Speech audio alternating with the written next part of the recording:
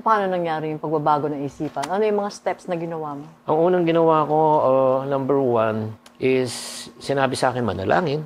Okay. Pangalawa, kailangan para lumalim pa ang relasyon ko sa Diyos, para makilala ko siya, kailangan kong magbasa. Magbasa para hindi kailangan na obligasyon, binabasa ko para makilala ko siya kung sino talaga siya sa buhay ko. Parang hindi mo makikilala isang tao, di ba, pag hindi kayo nag-uusap, wala kayong relationship. Pangatlo, kailangan kong maghanap ng ika nga ng community na pwedeng tumulong sa akin para lumago. At doon nga ako naghanap ng isang local church. Okay. Pang-apat, tinuro rin sa akin na kailangan matuto rin akong maghayag ng pagmamahal ng Diyos sa iba. Kasi yung pinaliwanag sa akin na ang pinagkaloob sa ng Diyos ay kapatawaran at buhay na walang hanggan. Yun yung pagbabago na nangyari. At yan talaga ang calling ng lahat ng tao dito sa mundo. Yeah, kasi lahat naman tayo may purpose tayo sa buhay.